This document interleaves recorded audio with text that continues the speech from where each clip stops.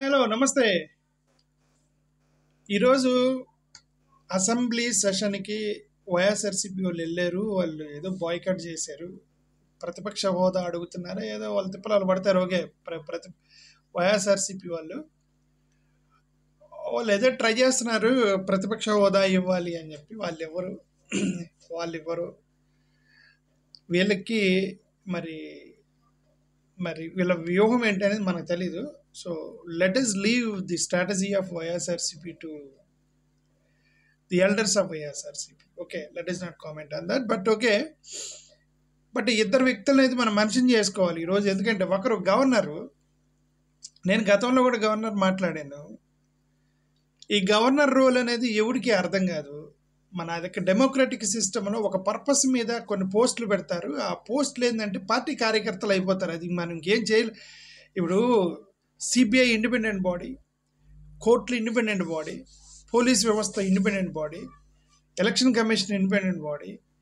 వీళ్ళందరూ కూడా ఏంటంటే సడన్గా ఈ యొక్క ఇండిపెండెంట్ వ్యవస్థలో ఏదైతే కొన్ని ఇండిపెండెంట్గా న్యూట్రల్గా వ్యవహరించాల్సినటువంటి వాళ్ళు సడన్గా పార్టీ కార్యకర్తలు అయ్యారనుకోండి, పార్టీ కార్యకర్తలుగా మారిపోయారనుకోండి, ఇక దేవుడికి తెలియాలి. అది మనం ఏం చేయలేము, చూస్తూ ఊరుకోలేక. గవర్నర్ కూడా ఒకడు. గత వైఎస్ఆర్సీపీ గవర్నమెంట్లో గవర్నర్గా ఉంది ఎవరు? బీజేపీ అతను కదా. ఒక సింపుల్ లాజిక్ చెప్తాను. గత వైఎస్ఆర్సీపీ గవర్నమెంట్లో జగన్మోహన్ రెడ్డి గారు చీఫ్ మినిస్టర్గా ఉన్నప్పుడు మనం గవర్నర్లు ఇద్దరు మారారు అనుకోండి. వాళ్ళిద్దరు కూడా appointed by BJP and BJP పెద్దలే కదా వాళ్ళిద్దరూ. బీజేపీ వాళ్ళనే కదా గవర్నర్లుగా పంపిస్తారు బీజేపీ గవర్నమెంట్. ఇప్పుడున్నటువంటి ఆయన బీజేపీని కదా, ఇప్పుడున్నటువంటి గవర్నర్ బీజేపీ అపాయింటెడ్గా. అప్పుడు గవర్నర్ జగన్మోహన్ రెడ్డి గారిని పొగిడితే ఇప్పుడు గవర్నర్ గత ప్రభుత్వం అన్యాయం దుర్మార్గం చేసిందని చెప్పేసి ఇద్దరు బీజేపీ గవర్నర్లు ఒకరినొకరు తిట్టుకున్నట్టేగా. అవునా? Because governor is part of the government. YSRCP గవర్నమెంట్లో ఉన్నటువంటి గవర్నరు ఆయన he's part of YCP government. BJP అతనే. ఇప్పుడున్న అతనే part of the TDP government. BJP అతనే. వాళ్ళిద్దరు నీ ప్రభుత్వం తిట్టుకోవటం ఏంటి? అందుకని గవర్నర్లు ఏంటంటే న్యూట్రల్గా ఉండాలి. అప్పుడున్న ప్రభుత్వాన్ని గురించి మీరు ఎంత పొగుడుకోండి, కానీ పొలిటికల్ స్టేట్మెంట్లు చేయకూడదు. ఈయన పొలిటికల్ స్టేట్మెంట్లు కొన్ని చేశాడు. ఆయన ఈరోజు స్పీచ్లో మొత్తం కొన్ని పాయింట్లు చాలా మాట్లాడారు. ఇంకా అవన్నీ వాళ్ళు ఇప్పుడు చంద్రబాబు నాయుడు గారు ఇది చేశారు, మా ప్రభుత్వం అది చేస్తుంది, ఇదంతా. ఇంకా దాని గురించి వెళ్ళకుండా జగన్మోహన్ రెడ్డి గారి యొక్క ప్రభుత్వం మీద కొన్ని కామెంట్లు చేశారు. అవి చెప్తున్నాను. A strong statement against the misrule of the previous regime అని అన్నాడు అనమాట. ఆయన యొక్క ప్రసంగంలో ఈ పాయింట్లు అన్నారు. A strong statement against the misrule of the previous regime misrule చేసిందట. నేను పార్టీ కార్యకర్తలాగా ప్రసంగాలు ఇస్తారనే గవర్నర్ ప్రసంగాలు ఎప్పుడైనా సరే. ఇంకొకటి, the previous situation we are in due to misappropriation of funds in the previous regime. Misappropriation of funds జరిగిందంట previous గవర్నమెంట్లో. Governor ఇచ్చింది, చీఫ్ మినిస్టర్ ఇచ్చింది కాదు, రాజకీయ నాయకుడి గవర్నర్ ప్రసంగం. Misgovernance that took place during last 5 years. ఈ పదం వాడాడు. Gross mismanagement of state finances. Telugu Desam వాళ్ళు కూడా ఇట్లాంటి పదాలు వాడి ఉంటారు కదా, గవర్నర్ చేత చెప్పించారు ఇవన్నీ. డైవర్షన్ ఆఫ్ స్టేట్ రిసోర్సెస్, ఇవన్నీ నేను ఆయన ప్రసంగంలో ఉన్న పదాలు ఏరి చెప్తున్నా మీకు. Erosion of state revenues by looting of natural resources. Governor చెప్తున్నాడు previous government looting of natural resources. Flawed policies and excise and sand mining. Discounting 25 years of future income by diverting the taxes of the government. వాళ్ళు ఏది రాసిస్తే అది చదవటమేనా అండి? Cross check చేసుకోకూడదా? Governor అనేటువంటి statutory పోస్ట్లో ఉన్న ఆయన అటు బీజేపీ గవర్నమెంట్కి, కేంద్రానికి, రాష్ట్రానికి మధ్యవర్తి గవర్నర్ అనే వ్యక్తి. He's a bridge between state and the central government. That is the role of a governor. ఆయన ఇలా వాళ్ళు ఏది రాసిస్తే, ఇప్పుడు ప్రస్తుతానికి ముఖ్యమంత్రి ఏది రాసిస్తే అది చదువుతారా? ప్రీవియస్ గవర్నమెంట్లో లూటింగ్ ఆఫ్ న్యాచురల్ రిసోర్సెస్ జరుగుతుంది. అని అంటే మరి పోయిన మీ బీజేపీ గవర్నర్ అదేం అనలేదే, జగన్మోహన్ రెడ్డి పొగిడాడే అసెంబ్లీ సెషన్ ఓపెనింగ్ సెరమనీ అప్పుడు. ఏదో exorbitant debt level and borrowing at high level interest rates, collapse of irrigation sector. Governor మాట్లాడుతున్నాడు ఎన్ని ప్రీవియస్ గవర్నమెంట్ మీద.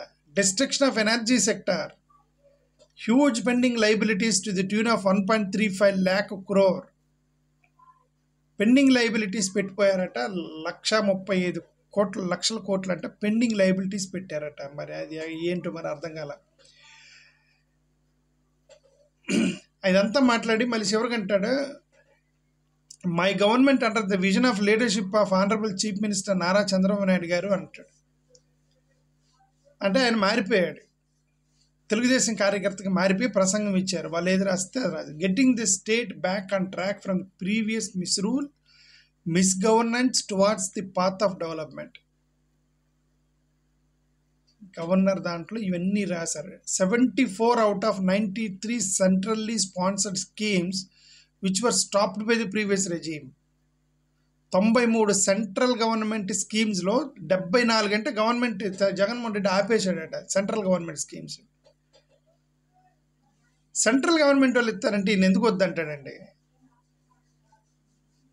ఓకే, వీళ్ళ గవర్నమెంట్ వచ్చిన తర్వాత అంట 9,371 కోట్ల రూపాయల లైబిలిటీస్ క్లియర్ చేశారట. జగన్మోహన్ రెడ్డి పెండింగ్ పెట్టిపోతాయి. మరి ఏంటియో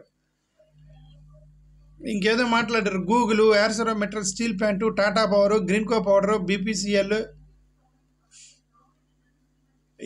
ఇవన్నీ పాత కంపెనీలన్నీ రాసి మేము తీసుకొచ్చామంటున్నారు వీళ్ళు. Okay, focus on education, social security, economic. సరే, ఇంక ఇదంతా ఇది గవర్నర్ చెప్పింది. ఇక రెండోది పవన్ కళ్యాణ్ గారు ప్రెస్ మీట్ పెట్టి, నేను డిప్యూటీ చీఫ్ మినిస్టర్ని, నాకు ప్రోటోకాల్ ఉండదు, నన్ను ఓన్లీ ముఖ్యమంత్రికి ప్రోటోకాల్ ఉంటుంది, నన్ను పక్కన కూర్చోమంటే కూర్చుంటాను, అలాగే నీకు ప్రోటోకాల్ ఉండదు జగను అని అంటాడు. ఓకే, మరి అది పవన్ కళ్యాణ్ గారు ఒక ప్రశ్న వేస్తాను. నేను పవన్ కళ్యాణ్ గారిని, ఒక పార్టీ అధ్యక్షుడివి, ముఖ్యమంత్రి చైర్లో కూర్చోవలసిన వాడివి, అసలు ఆ పార్టీ ముఖ్యమంత్రి చైర్ పొజిషన్లో చంద్రబాబు నాయుడు గారిని ఓడగొట్టి ఆ చైర్లో కూర్చోవలసినటువంటి పార్టీ అధ్యక్షుడు పార్టీ పెట్టింది అందుకేగా. ఎందుకు పవన్ కళ్యాణ్ పార్టీ పెట్టింది? ఆయన పార్టీ పెట్టి ముఖ్యమంత్రి అయ్యి రాష్ట్రాన్ని పరిపాలించాలని ఒక పెద్ద ఆశితం పెట్టి, పోర్ట్ఫోలియో లేని ఒక ప్లేస్ తీసుకొని చంద్రబాబు నాయుడు గారికి ప్లేస్ ఇచ్చి నువ్వు పక్కన ఎందుకు కూర్చున్నావు పవన్ కళ్యాణ్? దానికి సమాధానం చెప్పు. నువ్వు గెలిచి ఓడిపోయి నువ్వు ముఖ్యమంత్రి అవుతానికి ప్రయత్నం చేయాలి. కానీ ఆ తెలుగుదేశం వాళ్ళు హెల్ప్ తీసుకొని ఒక చిన్న ఎమ్మెల్యే అయిపోయి నాకు పోర్ట్ఫోలియో లేదని నువ్వు చెప్పుకుంటున్నావు అంటే పబ్లిక్ వచ్చేసి, నాకే లేదు డిప్యూటీ చీఫ్ మినిస్టర్, నాకే పోర్ట్ఫోలియో లేదు, ఏదో అన్నాడు, ప్రోటోకాల్ నాకే ప్రోటోకాల్ లేదు, నేను పక్కన కూర్చుంటాను, నువ్వెంత అని అంటాడు. ఆయన డిగ్రేడ్ చేసుకున్నట్టే. సరే, చేసుకున్నాడు ఆయన. రెండోది, ఇప్పుడు ఇది అపోజిషన్ లీడర్ అంటే, అపోజిషన్ లీడర్ అనేది ప్రోటోకాల్ పెట్టింది ఈ శాలరీస్ యాక్ట్ అది ఉంది కదా, శాలరీస్ యాక్ట్. ఈ శాలరీస్ యాక్ట్లో అపోజిషన్ నాయకుడికి మీరు అపోజిషన్ ది లార్జెస్ట్ పార్టీకి మీరు అపోజిషన్ నాయకుడిగా ఇవ్వాలని చెప్పి ఉంది దాంట్లో. దట్ ఈస్ ఎ స్టాచ్యుటరీ లా. ఏది? అతిపెద్ద అపోజిషన్ పార్టీకి మీరు అపోజిషన్ లీడర్ ఇవ్వాలనేది స్టాచ్యుటరీ లా.